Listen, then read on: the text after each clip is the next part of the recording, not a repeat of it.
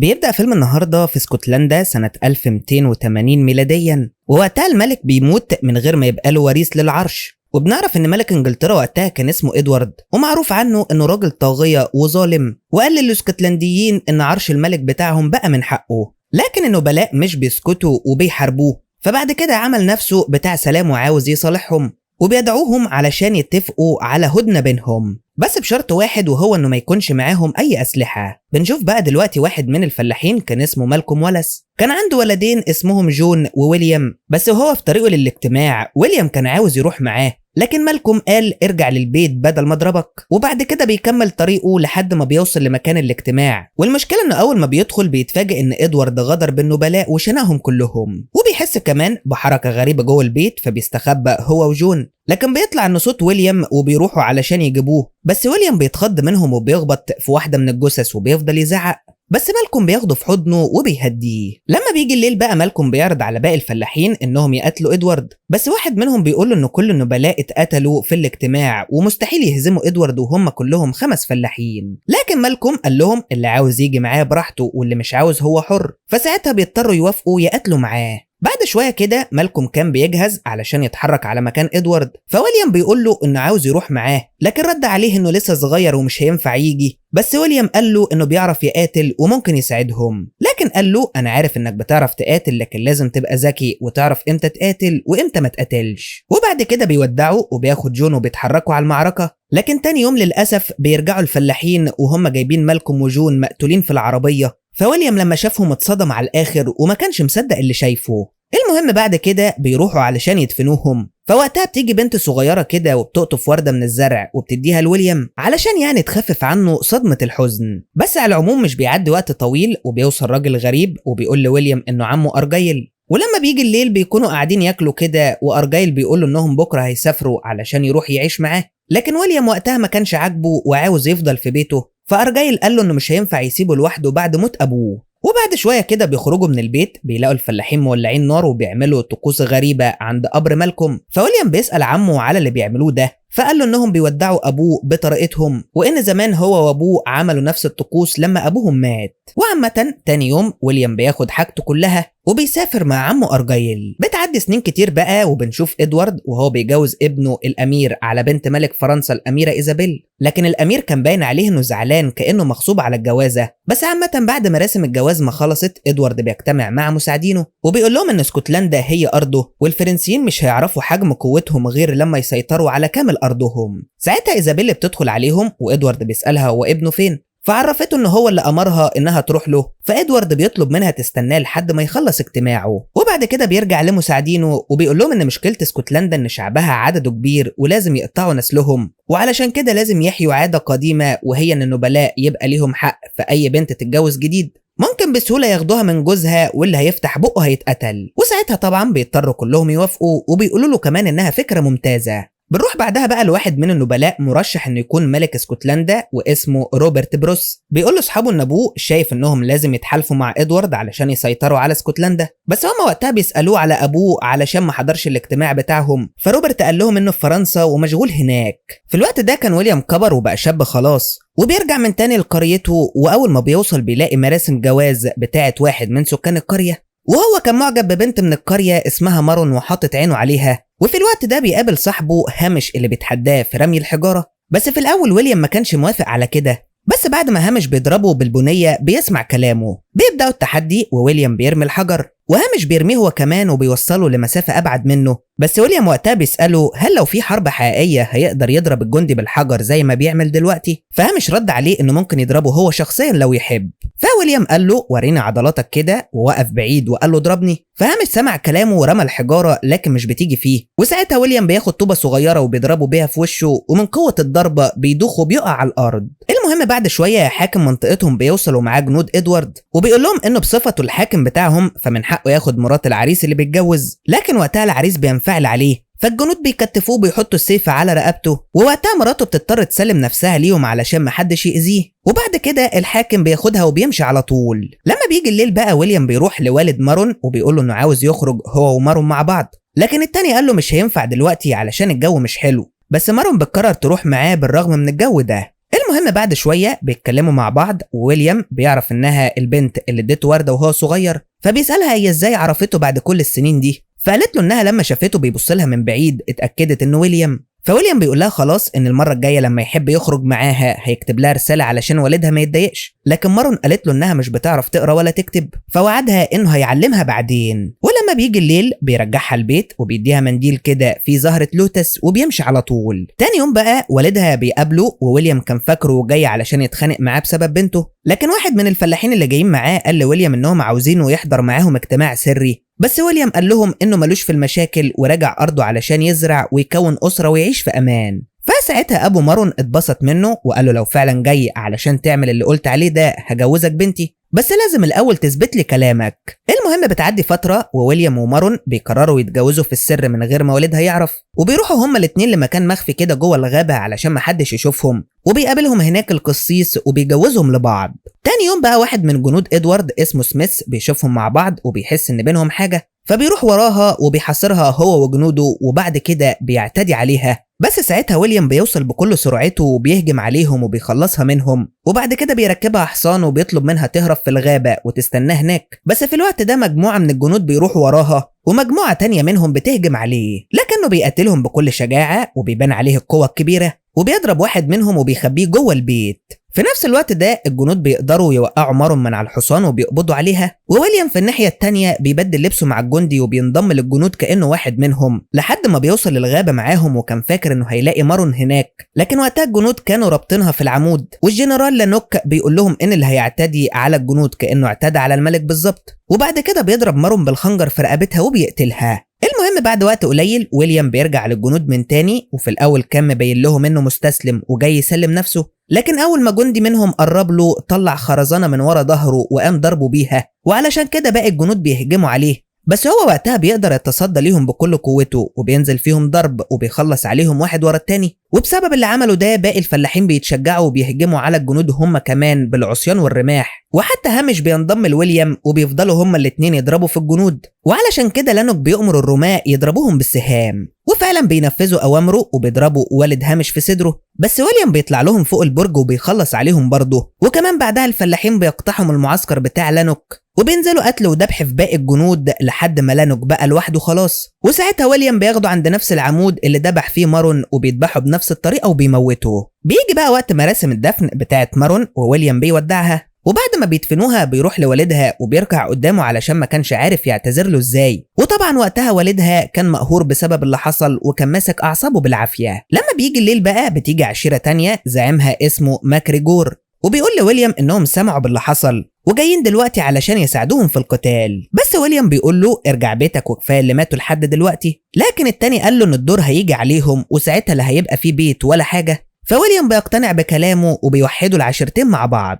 تاني يوم على طول بقى بيهجموا على معسكر الحاكم وهم متنكرين في لبس جنوده، والعريس اللي الحاكم خد مراته ده بيهجم عليه وبيقتله، وساعتها ويليام بيقول لباقي الجنود ان مش هيأذيهم وبيطلب منهم بس انهم لما يرجعوا انجلترا يقولوا للملك بتاعهم ان اسكتلندا بقت حرة ومحدش هيقدر يقرب من بناتها تاني. بنروح بعد كده بقى لإدوارد وهو بيقول لابنه الامير ان المتمردين في اسكتلندا حرقوا معسكراته وقتلوا واحد من الحكام، فابنه قال له انه عرف اللي حصل ده واللي اسمه ويليام ده لازم يتربى، فإدوارد رد عليه وقال له هتربيه ازاي، فقال له انه هيبعت له الحاكم بتاعه يقبض عليه، بس وقتها إدوارد بيخرج كل اللي في المكان وبيضربه في وشه وبيقول هو انا مش لسه قايلك يا غبي ان الحاكم اتقتل ولا انت ما بتفهمش، وبعد كده بيقومه من على الارض وبيقول له انه مسافر فرنسا وعاوز لما يرجع يكون التمرد ده خلص وويليام اتقبض عليه، وعلشان كده الامير بيبعت كتيبه تانية من جنوده وبيهجموا على قريه صغيره كده وبيحرقوها بكل اللي فيها، وبعد كده بيلاقوا 5 فلاحين تانيين فبيجروا وراهم لحد ما بيحاصروهم، بس لحسن الحظ ان ويليام ورجالته بيظهروا في الوقت المناسب وبيتصدوا ليهم. في الوقت ده روبرت بيروح لوالده بروس وبيقول له ان التمرد بدأ على ايد فلاح اسمه ويليام، فبروس قال له انت لازم تدعم التمرد في اراضينا اللي في الشمال، وانا هروح للجنوب واكسب ود ادوارد واقول له ان المتمردين دول لازم يتقتلوا،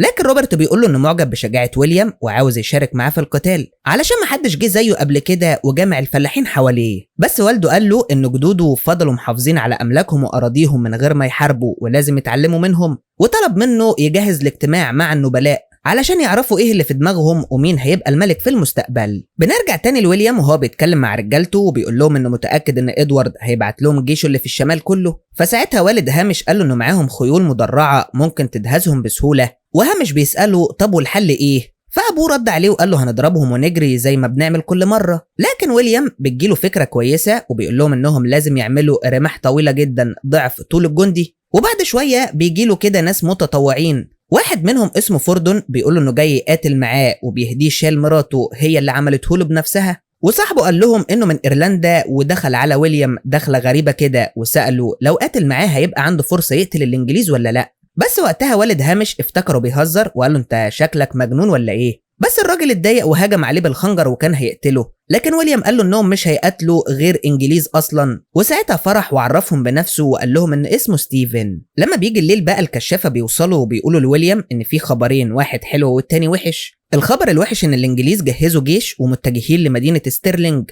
والخبر الحلو ان الموضوع انتشر وفي فلاحين بالالاف جايين علشان يحاربوا معاهم. المهم تاني يوم الجيش بيوصل لحدود مدينة ستيرلينج، ووقتها كان في 2 من النبلاء كده اسمهم لوكلان ومورناي كانوا مستنيينه بعدد جنود كبير. لكن ساعتها واحد من الكشافة قال لهم ان جيش الانجليز قدهم 3 مرات ومعاهم 300 حصان مدرع. لكن مورناي وقتها قال للوكلان انهم لازم يتفاوضوا معاهم الاول. المهم بعدها الانجليز بيوصلوا وعددهم كان ضخم جدا وكلهم مدرعين، على عكس جنود النبلاء اللي كانوا جايين بهدوم مقطعة ومعاهم اسلحة بدائية. وكمان بعد ما شافوا تسليح الجيش الانجليزي مجموعة منهم بتخاف وبتنسحب من المعركة. لكن ويليام بيوصل هو وجنوده وبيقابل لوكلان وبيقول له انه هيحارب معاه، لكن لوكلان قال له انه لازم يعلن ولاءه ليه قبل ما ينضم لجيشه. بس ويليام قال له ان ولاءه لاسكتلندا وبس، وبيقول له جنوده انهم لازم ينسوا انهم بيحاربوا علشان النبلاء ويفتكروا انهم بيحاربوا علشان بلدهم وبس. وبيرجع يسألهم لو خيرهم ما بين الحرب وانهم يرجعوا بيوتهم هيختاروا ايه؟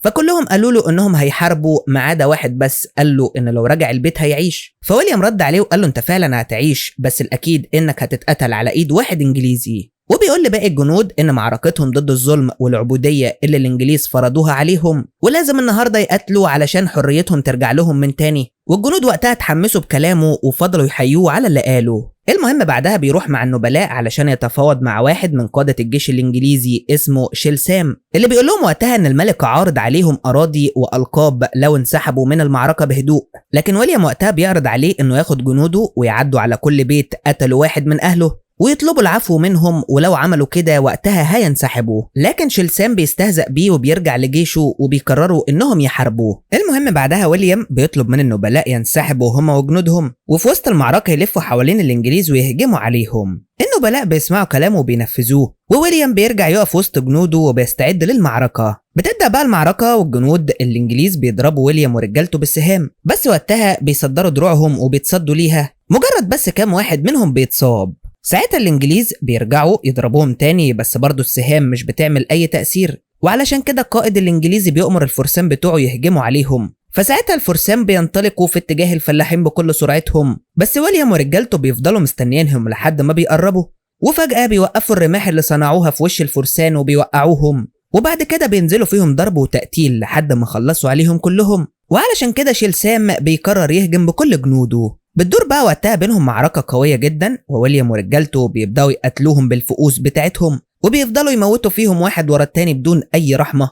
وويليام وهامش وقتها كانوا عاملين زي الوحوش، وكل اللي بيجي في سكتهم كانوا بيقتلوه. محدش من الانجليز ساعتها كان قادر عليهم، وفي نفس الوقت النبلاء بيوصلوا هم كمان وبيلفوا حوالين الجنود الانجليز زي ما ويليام امرهم، وبيهجموا عليهم بكل شجاعة وبيفضلوا يقطعوا في رقابيهم واحد ورا التاني لحد ما خلصوا على عدد كبير منهم. ساعتها القائد الانجليزي لما شاف اللي حصل ده وانهم خلاص اتهزموا شر هزيمة بيأمر اللي باقي من جنوده انهم ينسحبوا، لكن شيلسام بيرفض وبيهجم على ويليام لوحده. بس ويليام اساسا كان مستني اللحظه دي وبيطير عليه وقعه من على الحصان، وبعد كده بيطير له رقبته. من بعده بيكمل قتل في باقي الجنود هو ورجالته لحد ما بيبيدوهم كلهم حرفيا. وبعد ما المعركه خلصت الفلاحين بيحيوا ويليام وبيفضلوا يهتفوا باسمه. المهم بعدها مورناي بيدي لويليام لقب فارس، ورجالته بيعينهم ضباط في جيشه. وقتها واحد من النبلاء اسمه باليول بيقول لويليام ان منطقتك ورجالتك بيأيدوا عشيرتي من زمان، وجه الوقت علشان تبايعنا على عرش اسكتلندا. بس وقتها بقى النبلاء بيتخانقوا معاه وكل واحد كان شايف انه احق بالعرش منه. لكن ويليام بياخد رجالته وبيقول لهم انه ماشي علشان الانجليز راجعين تاني ولازم حد يواجههم وحضراتكم مش راضيين تتحدوا مع بعض.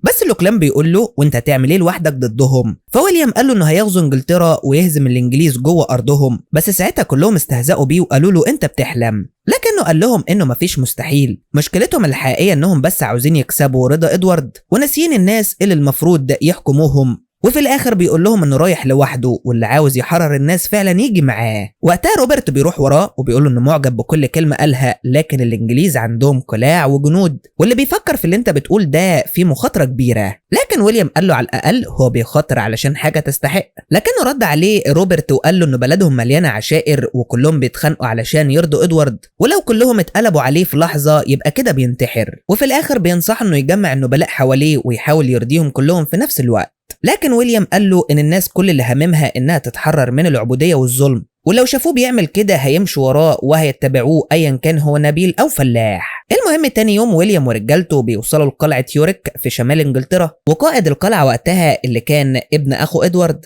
امر جنوده يدخلوا المؤن بتاعتهم ويقفلوا البوابات كويس. بس ويليام بيفضل محاصر القلعه لحد بالليل، ورجالته بيفضلوا يضربوا البوابات عن طريق عربيه محمله حديد كده علشان يفتحوها. لكن الجنود بيرموا عليهم زيت من فوق القلعه وبيولعوا فيهم كلهم. لكن ويليام مش بيستسلم وبياخد مجموعه تانية من رجالته وبيحركوا العربيه لحد ما اخيرا بيحرقوا البوابه والقلعه بقت مفتوحه قدامهم. المهم تاني يوم ادوارد بيرجع لانجلترا، والامير كان مرعوب بسبب رد فعله لما يعرف ان قلعه يورك بقت في ايد ويليام خلاص. وفي الوقت ده ادوارد بيقابله وبيساله على اخبار الشمال، فالامير قال له انه بعت الكشافين ولسه مستنيهم يرجعوا. لكن ادوارد قال له انه اثناء ما كان في فرنسا سمع ان جيشهم في الشمال اتبات بالكامل وساعته ما عملش حاجه. في الوقت ده الكشافين بيوصلوا والامير بيقرا الرساله وبيعرف وقتها ان ويليام احتل يورك. فادوارد وقتها بيبص في الشنطه اللي جابوها كده وبيلاقي راس ابن اخوه، وطبعا بيتصدم من المنظر اللي شافه. لكن فيليب صاحب الامير بيقول له انهم هيوقفوا ويليام عند حد وخلاص. بس ادوارد استغرب وقال للامير هو مين اللي بينصحني ده؟ فعرفوا انه فيليب صاحبه وعينه مستشار ليه. لكن ادوارد بيتعصب وبيرميه من الشباك. وقتها الامير بيزعل على صاحبه وبيهجم على ادوارد بالخنجر،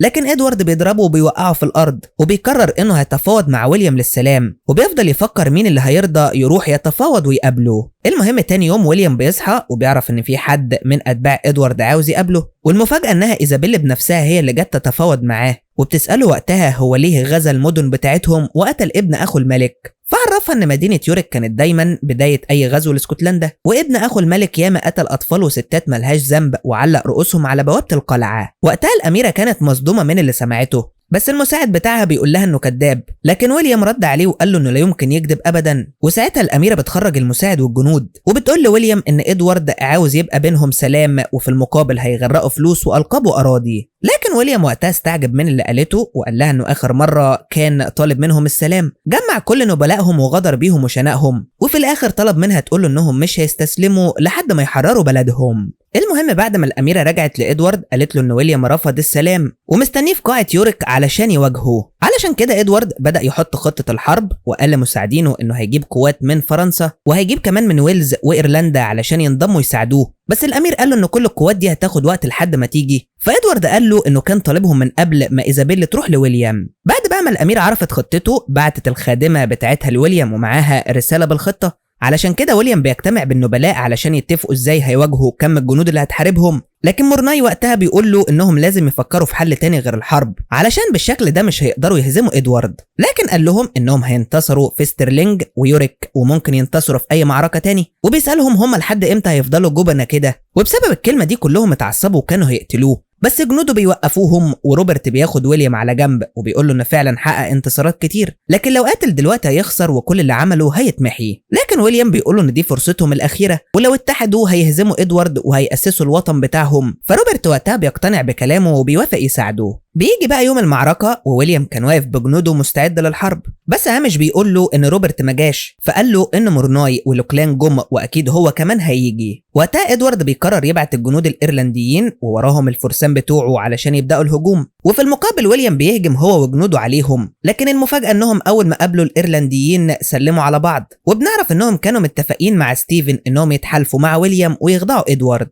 بعدها على طول بيضربوا الفرسان بأسهم مشتعلة، والأسهم كانت نازلة عليهم زي المطر وحرقتهم كلهم، وبيبدأوا هجومهم على جنود إدوارد وبينزلوا فيهم ضرب وقتل بكل الأسلحة، ومحدش وقتها كان قادر عليهم خالص. ويليام ورجالته كانوا ساعتها برضه بيدبحوا في الجنود واحد ورا التاني بكل شجاعة، لكن وقتها النبلاء بيعملوا حركة ندالة وبيخونوا ويليام وبيقرروا انهم ينسحبوا من المعركة. ويليام وقتها كان مصدوم ومش مصدق انهم عملوا كده، وفي نفس الوقت ادوارد بيقول للفارس اللي معاه ان لوكلان خد اراضي جديده في اسكتلندا ومقاطعتين في انجلترا، وحتى مورناي أرادها بأقل منه بكتير، وبعدها بيأمر الجنود يضربوا ويليام وجنوده بالسهام، وبيحرك باقي القوات اللي معاه علشان ينضموا للقتال. بعد كده بياخد مساعدينه وبيمشي بعد ما ضمن الفوز. فويليام وقتها بيشوفه وهو ماشي وبيقرر يهجم عليه، بس الفارس اللي كان واقف معاه ده بيطير عليه وبيوقعه من على حصانه، لكن ويليام بيفاجئه وبيوقعه هو كمان، وبيشيل الخوذه بتاعته وبيتصدم الصدمه الاكبر لما بيلاقيه انه روبرت صاحبه. ساعتها بيحس انه اتضرب بخنجر في قلبه وما كانش عارف يفكر ولا يتصرف ازاي. كل اللي بيعمله بس انه بيرمي نفسه على الارض من الحسره اللي هو فيها. لكن اول ما روبرت بيشوف جنود ادوارد جايين عليه بيشاور لواحد من الفلاحين وبيركب ويليام معاه وبيهرب بسرعه، لكن بعدها بيلاقي منديل ويليام واقع على الارض وبياخده معاه. لما بيجي الليل بقى جنود ويليام بيوصلوا لمكان بعيد علشان يرتاحوا ويداووا جروحهم، بس وقتها والد هامش كان بيحتضر وبيقول لهامش انه فخور بيه علشان بقى راجل، وبعد ما قال الكلمتين دول بيموت على طول.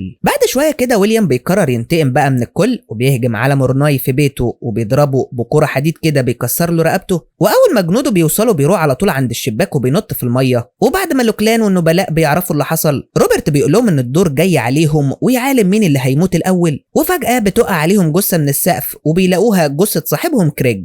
بعد بقى ما الاخبار دي بتوصل لادوارد بيقرر يتفاوض مع ويليام مره تانية، وبيختار برضه ايزابيلا علشان تقابله، وبيقول لمساعدينه انها لو نجحت تقنعه يبقى كده خلصوا منه للابد، لكن لو فشلت وقتلها ساعتها ملك فرنسا هينضم لهم للحرب وكده يبقوا هم كسبانين في كل الحالات. لكن وقتها كان ويليام مكمل انتقامه وبيهجم هو ورجالته على معسكر تابع لادوارد، وبيرمي الجنود كلهم جوه المعسكر وبيقفل عليهم، وبعدها بيرمي عليهم زيت وبيولع في المعسكر كله. ولما بيجي الليل بيقابل ايزابيل وبنعرف انها هي اللي دلته على مكان المعسكر، فساعتها سألها هي بتساعده ليه كده، بس هي وقتها مرضتش تجاوبه. بتعدي فترة كبيرة بقى وإدوارد بيمرض، ولوكلان وقتها بيقابل ويليام وبيعرفوا إن النبلاء عاوزين يجتمعوا معاه، بس هو رد عليه إنهم خاينين وأقسموا بالولاء لإدوارد، بس هو قال له إن القسم لواحد كذاب ما يعتبرش قسم. فويليام طلب منه إن النبلاء يقسموا له هو بالولاء بشكل علني وقدام الكل، لكن لوكلان قال له إنهم مش هيوافقوا علشان فاكرينه ميت لحد دلوقتي وخايفين من مصير مورناي، وطلب منه إنه يقابلهم بعد يومين في قلعتهم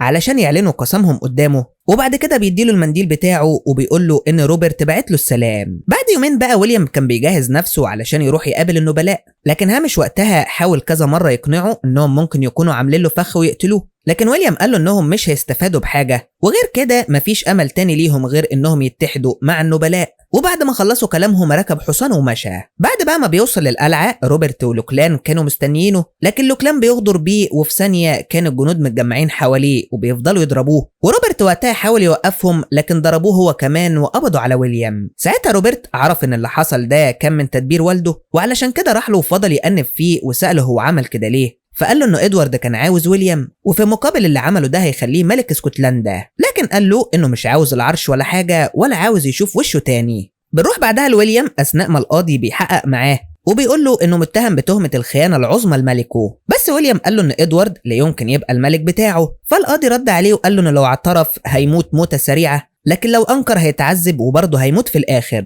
بس الطبيعي يعني ان ويليام مش بيرضى يعترف وبيفضل ساكت، وعلشان كده بيحكم عليه القاضي انه يتعذب ويتقتل بكره الصبح. المهم بعدها ايزابيل بتقابله في زنزانته وبتتوسل ليه انه يعترف ويقسم بالولاء للملك علشان يعفو عنه، لكنه قال لها انه لو اقسم له بالولاء يبقى كده هيخون اللي كان بيحارب علشانهم. لكن ساعتها ايزابيل بدأت تعيط وقالت له انت كده هتموت، فقال لها عادي يعني ما كل الناس هتموت، لكن المهم هم هيموتوا علشان ايه، ووقتها بتديله مخدر علشان ما يحسش بحاجه وهو بيتعذب. في الاول كان رافض، لكن بعد ما اتحايلت عليه وافق انه يشربه، بس بعد ما بتمشي بيتفه من بقه. ايزابيل وقتها بتروح للملك وهو مشلول في سريره وبتفضل تتحايل عليه علشان يعفو عن ويليام، لكنه لما بيرفض بتقول لابنه بداله، لكنه قال لها انه قبل ما يتشل وصاه انه يسمع خبر موت ويليام قبل ما يموت. لكن ساعتها بتروح جنب ادوارد وبتقول له في ودنه انها حامل من ويليام وابنه هو اللي هيبقى الملك في المستقبل. المهم تاني يوم السكان الانجليز بيتجمعوا حوالين منصة الاعدام علشان يتفرجوا على ويليام وهو بيتعذب، وساعتها الجنود بيجيبوه هو مربوط، والناس بتفضل تضربه بالاكل وبتشتمه. وساعتها القاضي بيعرض عليه لاخر مره انه يقسم بالولاء لادوارد وهيموته بسرعه، لكن برضه ويليام ما نطقش بحرف، فالقاضي قرر يشنقه. بس بعد ما بيعلقوه في الحبل بيفضل يعافر بكل قوته علشان ما يتخنقش. ففي الاخر القاضي بينزله على الارض. وفي نفس الوقت ده كان هامش وستيفن واقفين وسط الناس وقلبهم محروق عليه ومش عارفين ينقذوه. وكمان القاضي بيؤمر رجالته يربطوه من اطرافه ويشدوها، فبينفذوا اوامره على طول. وويليام بيفضل يتألم والدم كان هيخرج من عروقه. بس برضه بالرغم من كل الألم ده الا ان القاضي مش بيكتفي بكل اللي عمله، وبيخلي الجنود يربطوه في الترابيزه وفضلوا يقطعوا في رجله بالرماح. وقتها القاضي بيقول لويليام انه لو طلب الرحمه هيقتلوه على طول، لكن كل اللي ويليام قاله كانت كلمه حريه. علشان كده القاضي بيأمر الجندي يقطع راسه. بس قبل ما ويليام يموت بيشوف مارون وهي وسط الناس وبتضحك له، وبعدها على طول الجندي بيضربه بالفاس وبيقتله. بنعرف بعد كده بقى ان راسه اتعلقت على جسر لندن واطرافه واتوزعت على اركان انجلترا الاربعه علشان يبقى تحذير لاي حد يفكر يعمل زيه في المستقبل. وبنشوف بعدها روبرت وهو رايح يعلن ولاءه لقائد الجيش الانجليزي علشان يعترف بيه كملك لاسكتلندا، لكن روبرت بيبص للمنديل بتاع ويليام كده وبيقرر انه هيحارب ومش هيبيع شعبه مقابل العرش، وبيقول لرجالته انهم حاربوا مع ويليام وهيحاربوا معاه. وبعدها على طول بيهجم على الجيش الانجليزي. بنعرف بعد كده ان سنة 1314 سكان اسكتلندا وجنودها قدروا يحرروا ارضهم في معركة بانوكبورن، بالرغم من انهم كانوا كلهم فلاحين وعددهم قليل. ولحد هنا بيخلص الفيلم على كده. يا رب يكون الملخص عجبكم، وما تنسوش تعملوا لايك للفيديو وتشتركوا في القناة لو اول مرة تشوفونا علشان يوصل لكم كل جديد. اشوفكم الفيلم الجاي، سلام.